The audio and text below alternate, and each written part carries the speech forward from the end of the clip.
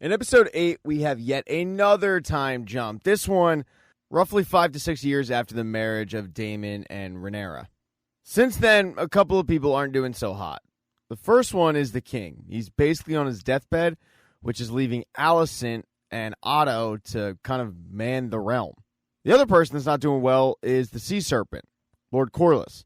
He went off to war in the Stepstones with the Triarchy. He got stabbed. He's got a bad fever, and he's likely not going to survive it. Because of this, his brother went to Rhaenys, and he wants Driftmark for himself. In the order of succession, Driftmark is likely going to pass to Rhaenyra's child, Lucerys. But the way that Vaemon looks at it, there's no way that that kid was actually Laenor's child. So there's going to be a claim put in on Vaemon's behalf. Now, over on Dragonstone, Daemon's in high spirits because he found new dragon eggs, but then he gets news from Baela. Baela had stayed back with Rhaenys, so she heard the whole conversation with Vaemon and his claim that he's the rightful heir to Driftmark. Baela decided to warn her father, and this really pisses off Rhaenyra. It forces Rhaenyra and Daemon, along with the children, to travel to King's Landing for the first time in years. When they arrive, the kids go off and check out the training grounds. They haven't been there since they were young children. And it's just as they left it. But at the training ground is Aemon. He's gotten bigger, and he's gotten much better at fighting. But Daemon and Rhaenyra headed straight to the king's chambers, where he is doing horribly. He's missing an eye, he looks like a damn skeleton, he's incoherent at times, but he's still the king. So they fill the king in on exactly why they're there and these allegations against Lucerys. They want the king to step in on Lucerys' behalf. He explains that Otto and Alicent handle all that business now, but they say, no, you need to stick up for your grandson. He's the rightful heir to Driftmark. They then introduce him to his newest grandsons, Aegon and baby Viserys. And the fact they name one of their children after him really touches his weak, dying heart. Now, while Daemon and Rhaenyra were with the king, they weren't greeted by Lady Alicent, but it's not out of spite. She was dealing with an issue. Her son, Aegon, had raped a girl, and the girl is crying because she feels like no one's going to believe her story. So she's pretty relieved when Alicent actually does believe the story, but Alicent's not really going to do anything about it. She explains to the girl, while I believe your story, some people won't. You were here with the prince alone. They're going to think what kind of girl you are, so let's keep this quiet. And then Alicent pays the girl off. She then goes and reprimands Aegon, but Aegon doesn't really think it's that big of a deal. And it leads Alicent to say, you are no son of mine. I guess Aegon hasn't been really all that faithful of a husband to his wife, who happens to also be his sister. She then goes and sees Rhaenyra and Daemon, and this is the first time that she has seen both of them since she cut the princess a couple of years ago. They're cordial at first, but it doesn't take long for a fight to break out. It has to do with the treatment of the king. Rhaenyra and Daemon feel like he's been doped up so that Alicent and Otto can rule. And Alicent defends her actions by saying, well, if we don't dope him up, he's going to be in extreme pain and there's really going to be no reason for him to live. They then get into the matter of why they're actually there, this claim to Driftmark, and they find out that Alicent is going to decide who actually gets Driftmark. She tells them that she's going to be unbiased, but they don't believe that that's going to be the case. A little while later, their competition for Driftmark shows up at King's Landing. Vaemond arrives, but so does Rhaenys. And with Rhaenys all alone, Rhaenyra, along with Rhaena, Rhaenys' granddaughter, go and see her. Rhaenys hasn't seen her granddaughter in quite some time, but after saying hello, Rhaenyra asks to speak to Rhaenys alone. Rhaenyra tries to get Rhaenys on her side, even going so far as to offer up her children to wed Rhaenys' granddaughters, which would be Baela and Rhaena. And even though that's a great offer, Rhaenys is not going to join Rhaenyra's claim on this, mainly because she thinks that she had something to do with her son's death.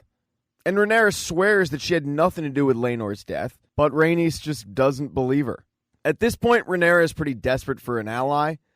She makes one last plea to the king, going to his chambers that night and starting off the conversation by asking him, do you believe in the story of the Song of Ice and Fire?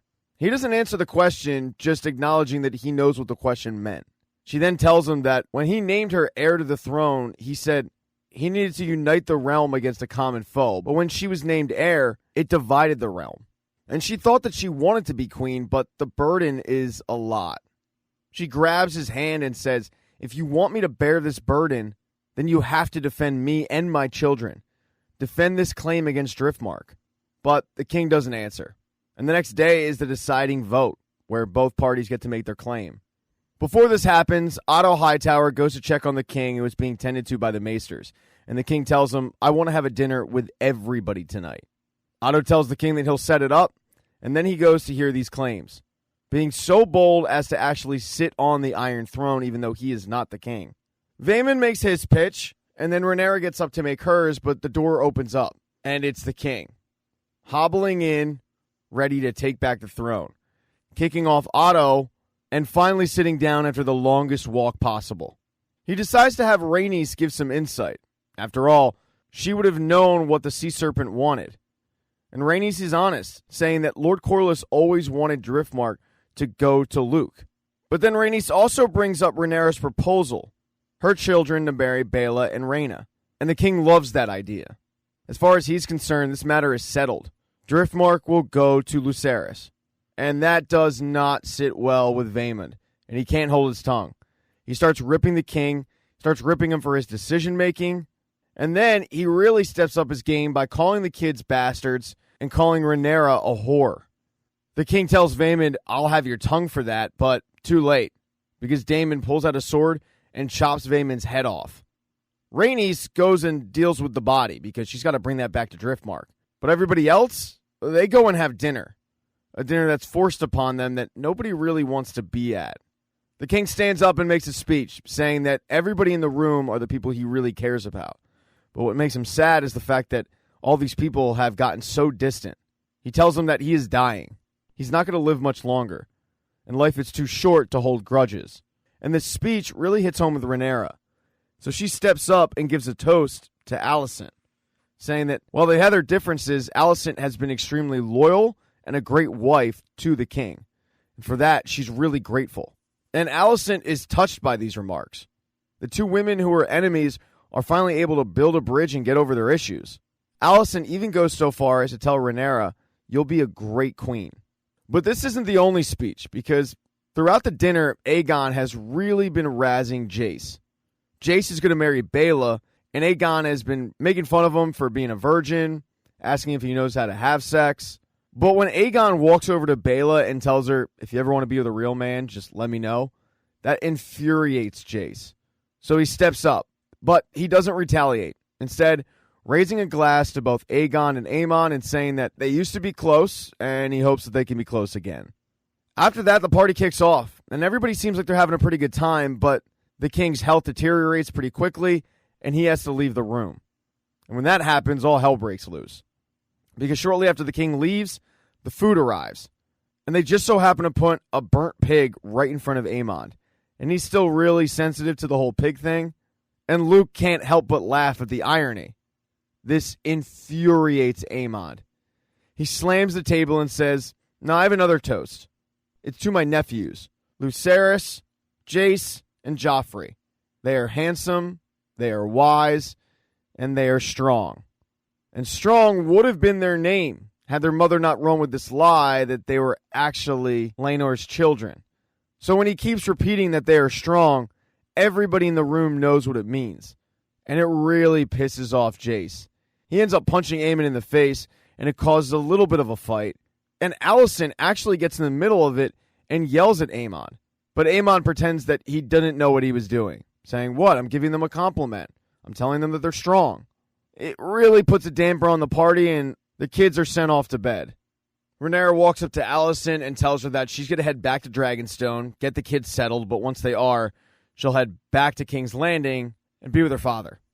And everything that happened in this wild night ends up making their way back to Mysaria, who is still in King's Landing and has eyes and ears in the castle, so she knows everything that went down. But late that night, Alicent goes to check on her husband. And as I said, he's a little bit delirious. The king doesn't realize that he's talking to Alicent. He thinks he's talking to Rhaenyra. So he starts answering her question that she asked earlier about the Song of Ice and Fire. He tells her it's true. The Song of Ice and Fire, the prince that was promised, it's all true. Now, Alicent has absolutely no idea what he's talking about, but he continues.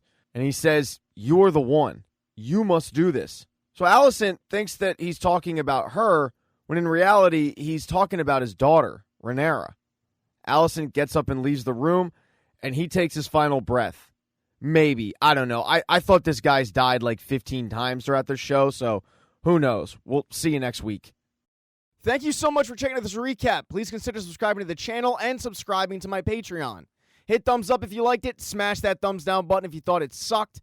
If you left a comment, I don't get back to you. I usually don't check the comments unless they're like a super comment. Also, if you don't see the next video up on the end screen, not to worry. It'll be up in a day or two.